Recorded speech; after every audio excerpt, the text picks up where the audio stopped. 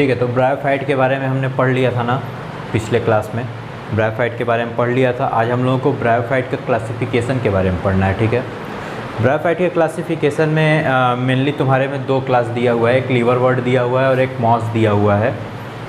इसके अलावा इससे अभी आगे पढ़ोगे ना तो हो सकता है तुमको 3 क्लास कहीं कहीं पढ़ाई जाएगा, या किसी और बुक में पढ़ोगे, रेफरेंस बुक हो गया कोई और बुक, तो हो सकता है तुमको 3 क्लास देखने को मिल जाए। उसमें एक दिखेगा तुमको हिपैटोकोप्सिडा, एंथोसेरोटोप्सिडा और एक दिखेगा मुस्की। ठीक, तो हिपैटोकोप्सिडा में यही आता है लीवरवर्ट, इसी को बोलते हैं हिपैटोकोप्सिडा। ठीक है, उसके बाद इसके बाद जो बोला एंथोसेरोटोप्सिडा, उसको तुमको पढ़ना ही नहीं है। और मुस्की में आता है मॉस। तो यानी मेनली हमको यहाँ कौन कौन सा पढ़ना है, हिपैटोकोप्सिडा और मुस्की। ठीक ना, मुस्की। जैसे ये देखो एक सीरियस फेस है, ये अभी सीरियस नहीं रह गया, ये मुस्की हो गया। ठीक, तो लीवरवर्ट और मॉस ये हमें दो ठो पढ़ना है। तो सबसे पहली हेडिंग डाल लो लीवरवर्ट, और इसी के आगे ऐसे लिखना हिपैटोकोप्सिडा, इसी को बोलते हैं। अगर कहीं ये वर्ड दिख जाए तो एकदम बहुत चक्का मत हो जाना। तो इसमें लिख लो सबसे पहला पॉइंट। अच्छा ये बताओ हमें कि राइजॉइड जानते हो कि नहीं, क्या होता है राइजॉइड? नहीं जानते, पढ़ा हुआ है। तो राइजॉइड के बारे में एक बात लिख लो कि ये जो होते हैं लीवरवर्ट जो होते हैं, उनके राइजॉइड जो होते हैं वो यूनिसेलुलर होते हैं और अनब्रांच्ड होते हैं। कैसे होते हैं? यूनिसेलुलर और अनब्रांच्ड। तो लिख लो राइजॉइड्स आर एंड अनब्रांच्ड। ठीक है, राइजॉइड जो होगा वो यूनिसेलुलर होगा और अनब्रांच्ड होगा। नेक्स्ट पॉइंट लिखना है इनके बारे में, बहुत इंपॉर्टेंट पॉइंट है, इसको थोड़ा हाईलाइट करके लिखना। लिखो sporophyte completely depends on gametophyte. Sporophyte जो होता है वो कंप्लीटली डिपेंड करता है किस पर? गैमेटोफाइट पर। ठीक है, तो क्या है, हमने लीवरवर्ट में देखा कि इसका जो राइजॉइड होगा वो यूनिसेलुलर और अनब्रांच्ड होगा, पहला पॉइंट लिखा। ठीक है, दूसरा पॉइंट जो था ये बड़ा इंपॉर्टेंट पॉइंट है कि इसका जो स्पोरोफाइट होता है वो कम्प्लीटली डिपेंड करता है गैमेटोफाइट पर। ठीक है, जैसे हमने पढ़ा है कि ब्रायोफाइट में 2 पार्ट बॉडी में हमने पढ़े हैं। कौन कौन से पढ़े हैं? हमने एक देखा है, एक स्टेज देखा है स्पोरोफाइट वाला और एक देखा है गैमेटोफाइट वाला। ठीक, तो इसका जो स्पोरोफाइट होगा वो कम्प्लीटली डिपेंड करेगा किस पे? गैमेटोफाइट पे, यानी वो अपना न्यूट्रिशन वगैरह उसी से लेगा। एक तरीके से देखा जाए तो ये पैरासिटिक है ना, ये देखो स्पोरोफाइट जो है वो कम्प्लीटली पैरासिटिक है, किस पे है? गैमेटोफाइट पे। ठीक है, तो ये बात हमें याद रखनी है। नेक्स्ट पॉइंट लिख लो कि sporophyte are divided into sporophyte को 3 पार्ट में डिवाइड किया जाता है। इसका नाम तुम पहले भी पढ़ चुके हो, फूट, सीता मैया, सीटा और कैप्सूल। ठीक है, ये होगा। अच्छा कैप्सूल है, कैप्सूल के अंदर क्या बनेगा? स्पोर बनेगा। क्या बनेगा? स्पोर ना, याद रखें ना, एकदम भुलाना नहीं है। स्पोर कैसे बनेगा? उसके पास क्या होगा? Spore mother cell. क्या होगा? स्पोर मदर सेल, जो कैसे डिवाइड करेगी? मियोसिस होगा उसमें। ठीक है, और मियोसिस होगा तो क्या होगा? क्रोमोसोम नंबर हाफ हो जाएगा। ये सारा पॉइंट याद रखना। ऐसे अगर मैंने कोई एक चीज़ लिखवा दी तो उससे रिलेटेड जितना चीज़ है तुरंत एकदम दिमाग में से घूमने लगना चाहिए, जो पढ़ चुके हो। ठीक, ऐसा होना चाहिए। इससे पता चलेगा कि तुम रिवीजन कर रहे हो कि नहीं। ये तभी घूमेगा जब रिवीजन करोगे बार बार। याद रखना, इससे कुछ चीज़ें होती हैं ना जिनको पलटना पड़ता है तभी वो याद रहती हैं। पान का पत्ता नहीं पलटोगे सड़ जाएगा, रोटी नहीं पलटोगे जल जाएगी, पढ़ाई नहीं पलटोगे भूल जाएगी। तो इसलिए याद रखना पड़ता है, इसको रोज़ रोज़ पलटना पड़ता है। ठीक है, तो रिवीजन करते रहा करो, रोज़ का रोज़। ठीक, ऐसे रिवीजन करते रहा करो। तो नेक्स्ट पॉइंट हम लोग लिखेंगे। देखो इसमें बहुत इंपॉर्टेंट पॉइंट है, लिख लो the main plant body is thalloid. Main plant body is thalloid. Thalloid का मतलब समझ रहे हो ना, इनका जो बॉडी होगा वो कैसा होगा? थैलॉइड होगा, थैलस की तरह होगा। यानी ना इसमें ट्रू रूट होंगी, ना ट्रू स्टेम होगा, ना ट्रू लीफ होगा। ठीक है, एक बस अपीयरेंस वैसा दिख सकता है लेकिन ट्रू कुछ भी नहीं होगा, सब झूठे हैं।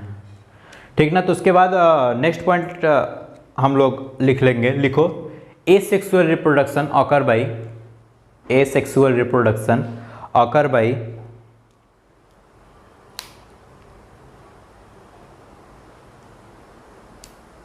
fragmentation. Asexual reproduction occur by fragmentation or by the formation of specialized structure. ऐसे में कभी कोई आता हूँ अमेरिकन इंग्लिश में ना, और by the formation of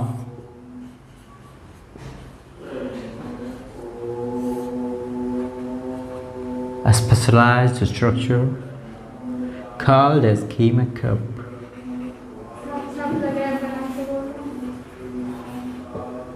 तो यही तो काबिलियत है मेरी, लगना चाहिए ना, जो है वो लगना चाहिए, कोई भेदभाव मतलब वो अंदर से नहीं रहता कि मन में आन बगल में छुरी, ऐसा कुछ नहीं, जो मन में रहता है वही बाहर भी। तो लिखो गेमा कप बनता है, इसमें क्या बनता है, गेमा कप। ये जो गेमा कप है ना, ये एक्चुअली एक छोटा सा स्ट्रक्चर होता है, बड जैसा दिखता है, ठीक है। कप उसको इसलिए बोलते हैं क्योंकि वो जो बड होती है उसमें बीच में से जगह रहता है, तो लगता है ऐसे उसमें चाय लेकर के तुम पी सकते हो।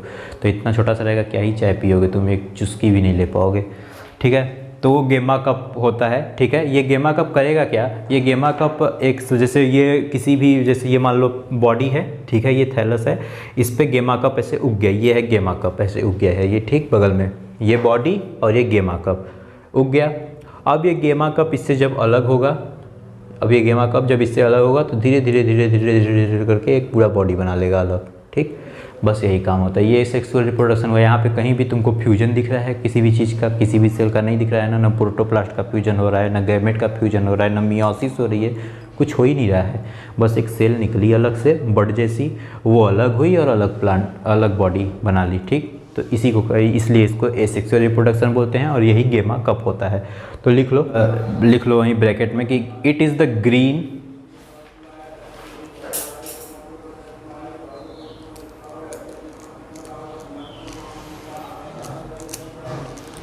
asexual structure, it is the green asexual structure, ठीक है। तो जो गेमा कप होता है वो ग्रीन कलर का होता है और एसेक्सुअल स्ट्रक्चर होता है, ठीक है। मल्टी सेलुलर होता है, ये याद रखना कि गेमा कप कैसा होता है, मल्टी सेलुलर होता है ना। लिखना चाहो तो लिख भी लो उसी में कहीं, जहाँ भी एडजस्ट कर सकते हो।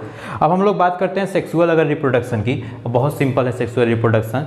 इसमें जो मेल और फीमेल सेक्स ऑर्गन होंगे वो हो सकता है सेम ही बॉडी पे हो या हो सकता है अलग अलग बॉडी पे हो, ठीक है। दोनों पॉसिबिलिटी है हमारे पास।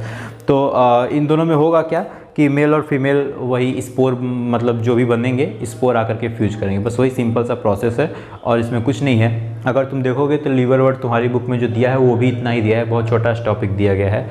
और वहाँ से जो मेन क्वेश्चन आता है वो यही आता है गेमा कप के बारे में। किसके बारे में, गेमा कप के बारे में। कंपटीशन में जो क्वेश्चन आता है वो आता है स्पोरोफाइट से, जो मैं तुमको लिखवा चुका। तो यानी कंपटीशन और बोर्ड दोनों तैयार करवा दिए, देखे। तो थैंक यू मत बोलो, ठीक सही है। तो आगे लिखो सेक्सुअल रिप्रोडक्शन, ठीक है। लिख लो कि in sexual reproduction the spore are produced inside the capsule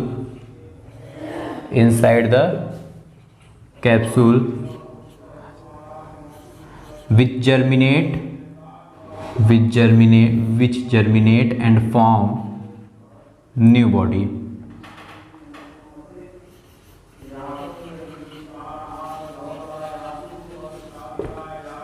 ठीक है। Which germinate and form new body, ठीक है। तो देखो ऐसा ही लिखना चाहो तो लिख लो। देखो कैप्सूल के इनसाइड में क्या होगा, स्पोर, और स्पोर जर्मिनेट करके क्या बनाएगा, न्यू प्लांट बॉडी बना लेगा, ठीक है ना। कोई दिक्कत इतने में। देखो फ्लो चार्ट से जब भी हम लोग कोई चीज़ को पढ़ते हैं ना तो बड़ी आसान हो जाती है।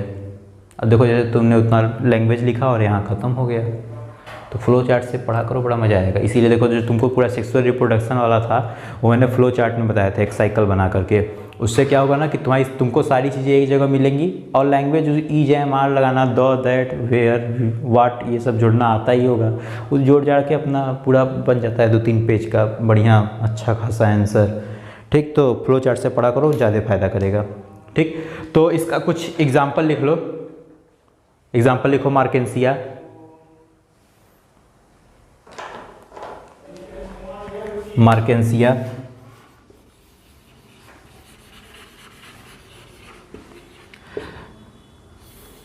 ऋषिया, ऋषिया के चले गए, ऋषिया। और लिखने का मन कर रहा है ना, लो पेलिया, और लिख लो पोरेला,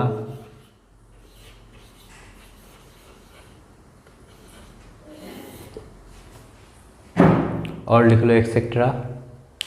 ये एग्जाम्पल नहीं है, ETC। अंडरलाइन करना, वीडियो वाले भी अंडरलाइन करते रहेंगे। ठीक है, अगर इतना हो गया तो अब हेडिंग डाल लो मॉसेस। ठीक है, तो ये था हमारा पूरा मतलब लिवरवर्ट हमने इसमें ख़त्म कर लिया। लिवरवर्ट में हमने क्या क्या पढ़ा, बहुत छोटा सा टॉपिक था ये, और इसमें ज़्यादा कुछ पढ़ना भी नहीं है। मेन हमें ध्यान क्या रखना है, गेमा कप के बारे में, स्पोरोफाइट और गेमेटोफाइट के बारे में। ठीक है, कौन किस पे डिपेंडेंट है, यहाँ से क्वेश्चन आते हैं। गेमा कप से क्वेश्चन आते हैं, क्या होता है गेमा कप, मल्टीसेलुलर है कि यूनिसेलुलर है, ये भी हमने जान लिया। ठीक है, और गेमा कप कैसा दिखता है, क्या होता है, तो एसेक्सुअल बर्ड होता है। ठीक है, तो याद रखना। और इसमें ज़्यादा कुछ जानने वाली चीज़ नहीं थी। हाँ, इसके एग्जाम्पल जरूर याद रखना कि ये पूछा जा सकता है कभी कभी कि which of the following is not the liverwort, is not liverwort करेगा, तो उसमें तुमको 3 ठो लिवरवर्ट दे देगा, एक को कोई दूसरा दे देगा। ठीक, या पूछ सकता है कि which of the following is liverwort, तो उसमें क्या करेगा कि 3 ठो दूसरे देगा, एक को कोई लिवरवर्ट रहेगा, तो जो लिवरवर्ट रहेगा उनका नाम इन्हीं 4 में से कोई होगा। ठीक है ना, इतना एग्जाम्पल तुम्हारे लिए काफ़ी है। ठीक, तो अब हेडिंग डाल लो मॉसेस।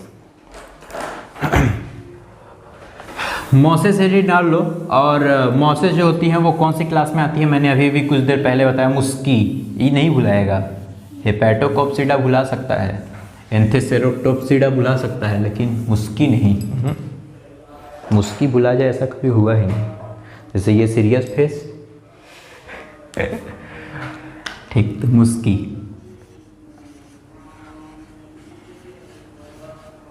ठीक, मुस्की मतलब क्या, मॉसेस। मॉसेस के बारे में हमें इस क्लास में पढ़ना है। ठीक ना, तो यही हेडिंग डाल लो। और सबसे पहला पॉइंट अगर लिखना चाहो तो लिखो most advanced bryophyte. Most advance bryophyte, बहुत एडवांस है सब, मतलब टिक टाक चलाते हैं लग रहा है। Most advance bryophyte. मेरे मोबाइल में इंस्टॉल तक नहीं था कभी।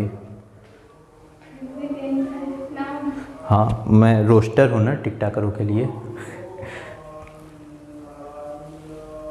मैं कभी नहीं चलाता और ना ही कभी आज तक कोई बनाया। हमको बहुत लोगों ने बोला, अरे अरे बहुत अच्छी एक्टिंग करते हो तुम, बनाया करो।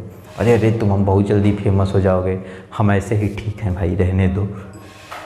ज़बरदस्ती का टिकटाक ही अब रह गया फेमस होने के लिए। इतना गिर गया मैं, या इतना गिर गया मेरा talent.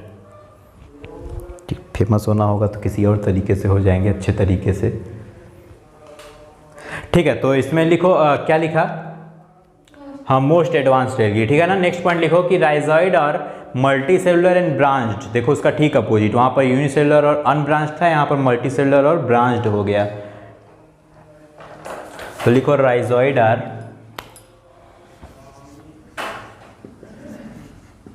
rhizoids are multicellular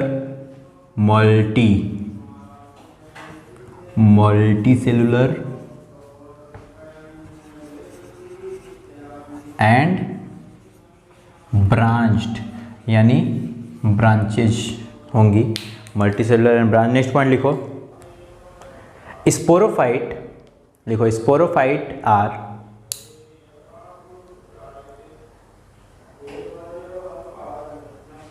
semi parasite on gametophyte. वहाँ पर देखो कंप्लीटली पैरासाइट था, इसके पहले वाले में ना कंप्लीटली पैरासाइट था, यानी पूरी तरीके से डिपेंड था, लेकिन यहाँ सेमी पैरासाइट है, यानी पूरी तरीके से डिपेंड नहीं होगा। ठीक, semi parasite on gametophyte, semi parasite on gametophyte. ठीक है, तो अच्छा ये बताओ कि बायोलॉजी के लिए कोई साइड बुक रखे हो अपने पास कि नहीं? एनसीईआरटी से पढ़ते हो? एनसीईआरटी से पढ़ते हो ना, बढ़िया है, एनसीईआरटी से पढ़ो, शाबाश, बहुत बढ़िया। एनसीईआरटी से ही सारे क्वेश्चन आते हैं, लेकिन अब कभी कभी साइड बुक की ज़रूरत पड़ती है क्योंकि एनसीईआरटी का कुछ नहीं समझ में आता है, या मतलब ऐसे भी पढ़ने का मन करता है। इससे मैं भी साइड बुक रखा था अपने पास। तो अगर साइड बुक लेना तो कौन सी लोगे? हाँ अरे क्या बोल दिए, छोड़ तब नहीं बताऊँगा। ठीक, नेक्स्ट लिखो। देखो इनका जो मतलब जो गैमेटोफाइट होता है ना, उसमें 2 स्टेज होते हैं। ये ध्यान रखना कि जो मॉसेस होते हैं उनका जो गैमेटोफाइट होता है उसमें 2 स्टेज देखने को मिलते हैं। ठीक है, कौन कौन से? एक होगा प्रोटोनेमा, कौन सा होगा? प्रोटोनेमा। और एक होगा लीफी स्टेज, क्या होगा? Leafy stage. ठीक है, तो प्रोटोनेमा और लीफी स्टेज ये 2 स्टेज होते हैं। जो प्रोटोनेमा होता है वो डायरेक्ट स्पोर से डेवलप होता है। जो प्रोटोनेमा होता है वो डायरेक्ट स्पोर से डेवलप होता है, लेकिन जो लीफी स्टेज होता है वो प्रोटोनेमा से डेवलप होता है। ठीक है, कैसे उस बात को थोड़ा समझेंगे। तो लिख लो पहले, तो लिखो कि gametophyte have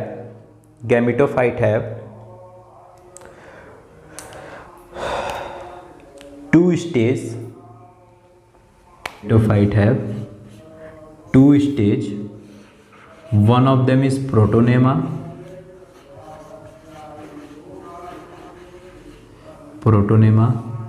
and the another one is leaf stage। ठीक है, and the another one is leaf stage। ठीक है, तो ये 2 स्टेज होते हैं गैमेटोफाइट में, प्रोटोनेमा और लीफी स्टेज। इसी के नीचे लिखो the protonema are directly developed from spore. The protonema are directly developed from spore, directly develop from spore. ठीक है, प्रोटोनेमा के बारे में हमें लिखना है कि protonema is the stage which is directly develop from spore, यानी कि जो स्पोर से डायरेक्टली डेवलप होगा उसे हम लोग क्या नाम देंगे? प्रोटोनेमा। क्या नाम देंगे? प्रोटोनेमा। ठीक है, नेक्स्ट लिखो उसके बाद लीफी स्टेज में लिखो कि it is the stage which are develop from secondary protonema, which are develop from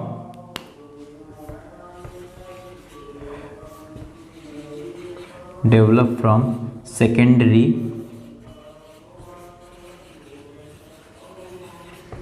protonema. Secondary को ऐसे लिख सकते हो, ठीक है, उसको 2 के पावर में वैसे लगा देते हैं डिग्री, तो सेकेंडरी हो जाता है, उसको सेकेंडरी पढ़ते हैं यहाँ। तो याद रखना क्या क्या हमने पढ़ा कि जो इसका गैमेटोफाइट होगा उसमें हमको 2 स्टेज देखने को मिलेगा, एक प्रोटोनेमल स्टेज और एक लीफी स्टेज। प्रोटोनेमा क्या होगा? प्रोटोनेमा का मतलब है वो स्टेज जो डायरेक्ट स्पोर से डेवलप करे, वो कहलाएगा प्रोटोनेमा। लेकिन लीफी स्टेज क्या होगा? लीफी स्टेज जो होगा वो सेकेंडरी प्रोटोनेमा से। अच्छा देखो, सेकेंडरी प्रोटोनेमा नाम आ रहा है, यानी कि प्रोटोनेमा 2 प्रोड्यूस होते होंगे, एक प्राइमरी और एक सेकेंडरी होते होंगे ना, यानी सेकेंडरी प्रोटोनेमा से जो प्रोड्यूस करेगा, यानी कि देखो प्राइमरी प्रोटोनेमा जो है वो तो रह जाता होगा, ठीक है, लेकिन जो सेकेंडरी प्रोटोनेमा है वो फर्दर डेवलप करता होगा किसमें? लीफी स्टेज में। किसमें? लीफी स्टेज में। तो यही याद रखना है हमें, ठीक ना। तो इतनी सी बात हमें बस याद रखनी थी। नेक्स्ट पॉइंट लिखो कि the vegetative reproduction is occur by, the vegetative reproduction is occur by fragmentation and budding, fragmentation and budding. ठीक है, इसके बाद सेक्सुअल रिप्रोडक्शन का तुम्हारी बुक में बहुत बढ़िया से लिखा हुआ है, इसको चाहो तो पढ़ लो। देखो सेक्सुअल रिप्रोडक्शन के बारे में यही सारी बातें लिखी हुई हैं कि जो सेक्सुअल रिप्रोडक्शन होता है, पहली बात तो लीफी स्टेज जो होती है उस पर दोनों आर्किगोनियम और एंथेरिडियम दोनों प्रोड्यूस होंगे, ठीक है, वो फिर अपना वो बनाएंगे, गैमेट बनाएंगे, ठीक है, वो गैमेट फ्यूज करके जाइगोट बनाएगा, जाइगोट से नया स्पोरोफाइट डेवलप होगा, ठीक। उस स्पोरोफाइट में 3 पार्ट होंगे, फूट, सीटा और कैप्सूल। कैप्सूल के पास होगा स्पोर। पहले स्पोर मदर सेल होगी जो डिवाइड करके बनाएगी स्पोर, और वो स्पोर जर्मिनेट करेगा और फिर नया प्लांट बनाएगा, ठीक है ना।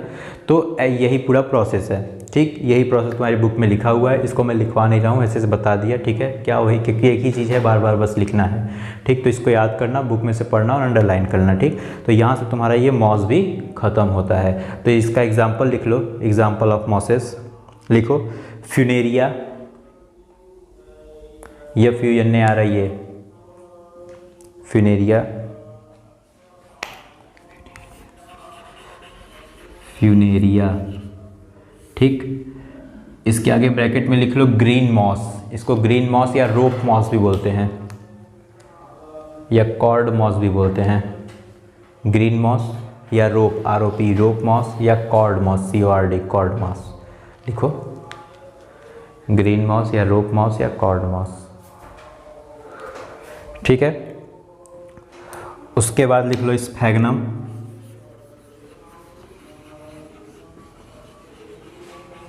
स्फैग्नम नाम शायद दिया हो तुम्हारी बुक में, हालांकि फिनेरिया भी दिया हुआ है तुम्हारी बुक में। इसके बारे में लिख लो, इसको बोलते हैं peat moss PEAT peat moss PEAT peat moss. ठीक है, उसके अलावा इसको बॉग मॉस भी बोलते हैं, लिख लो BOG बॉग मॉस। ये या फिर इसको ट्रफ मॉस भी बोलते हैं, ट्रफ TRUF ट्रफ मॉस। या फिर इसको कारपेट मॉस भी बोलते हैं, कारपेट मॉस लिखो। अब नेक्स्ट एग्जांपल लिखो पॉलीट्राइकम। लिखो, लिखना पड़ेगा क्या? लिखा हुआ है क्या बुक में? है सही बताओ। हाँ तो लिखो, इसको बोलते हैं हेयर कप मॉस,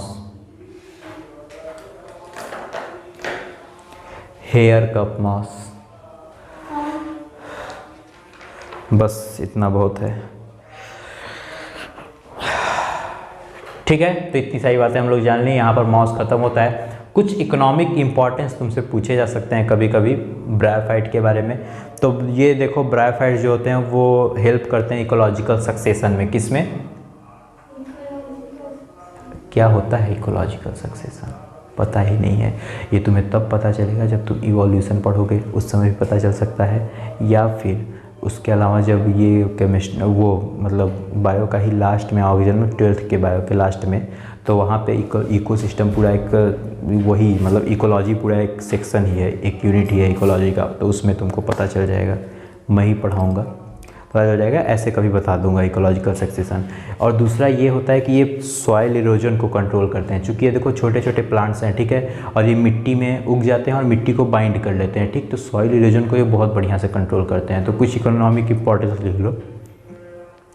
लिखो इकोनॉमिक इम्पोर्टेंस ऑफ ब्रायोफाइट।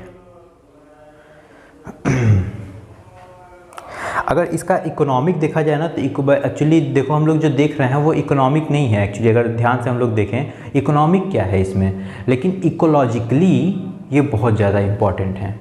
और इकोलॉजिकली अगर इम्पॉर्टेंट है तो हम उसे इकोनॉमिकली कह सकते हैं। मतलब डायरेक्टली इकोनॉमिक इम्पॉर्टेंस नहीं है, मतलब ऐसा नहीं कि इनसे हमको हमारा पैसा मिल जाएगा, ठीक है। तो अगर यानी ह्यूमन के दिमाग में इकोनॉमी का मतलब यही ना चलता है कि इकोनॉमी आया तो 2-2 हज़ार का नोट तुरंत छपने लगता है दिमाग में, ठीक। या तो फिर वो जो टिबिया में बनाता है ना, हमारे एकदम सिक्का से बना हुआ ऐसी श्रृंखला सिक्कों की, ऐसे एक के ऊपर एक सिक्का रख के जो बना हुआ है, उसी में इसे एक कोनो बैल है जो ऊपर कूद रहा है, चाहे नीचे कूद रहा है, सेंसेक्स निफ्टी पता नहीं क्या क्या। हमारा बहुत कम नॉलेज है उधर, तो हमको तो समझ ही नहीं आता क्या क्या होते रहता है। तो वो शेयर मार्केट में एकदम कम नॉलेज है, तो वो सब ठीक है इकोनॉमिक। लेकिन इसका इकोलॉजिकली इम्पोर्टेंस बहुत ज़्यादा है। तो लिखो helps in ecological succession, helps in ecological succession. Succession की स्पेलिंग तो याद नहीं होगी? अच्छा, गलत लिखोगे, बताओ क्या है?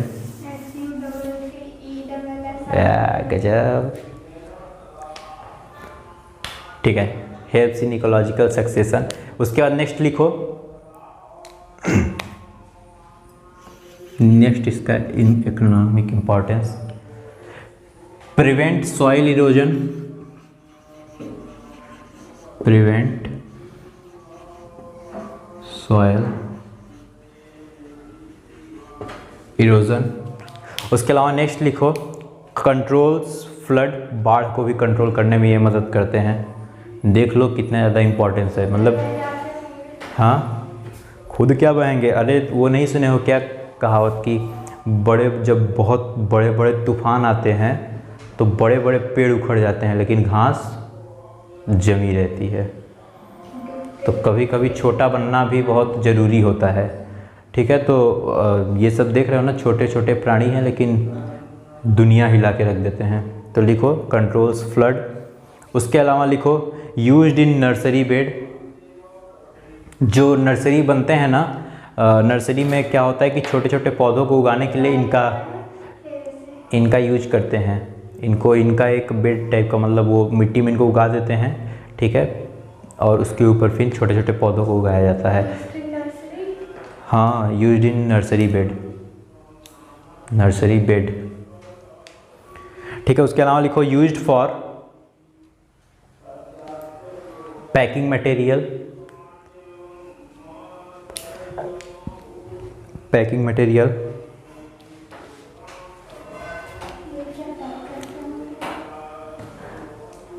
फिर से तुम इनको अंडर एस्टिमेट कर दी, ये क्या ही पैक करते होंगे।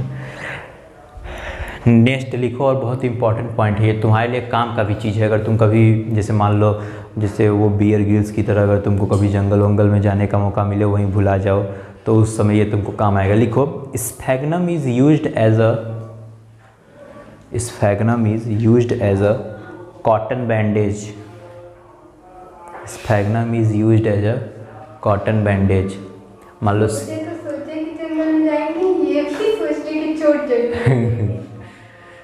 कॉटन बैंडेज, जंगल जाके मान लो शेर वेर आया, थोड़ा सा काट के गया है, थोड़ा सा ना, बिलार काट के गई, नहीं काटते, बिलार नहीं काटती, बहुत तेज काटती है। मैंने पाला है। तो पाला हुआ है तब थोड़ी, कैसे तो शेर भी पाले रहते हैं, नहीं काट, तो समझ लो शेर नहीं काटता है, जाके सबने खड़ा हो जाए दोस्त। तो देखो ये इतना हम लोगों ने पढ़ लिया ना, इतनी सारी बातें जितनी बताया वो तुम्हारे लिए बहुत काफ़ी हैं। एनसीईआरटी तुमको लाइन बाय लाइन पढ़ते चलना है, ठीक है। तो इतना हम लोगों ने सब पढ़ लिया, ठीक है। इसमें अब ज़्यादा कुछ है नहीं, ठीक है, और बहुत छोटे छोटे टॉपिक थे। अब इसको तुम एनसीईआरटी से लाइन बाय लाइन पढ़ना। कल से हम लोग टेरिडोफाइट स्टार्ट करेंगे और कोशिश करेंगे हम लोग कि कल ही टेरिडोफाइट ख़त्म भी हो जाए।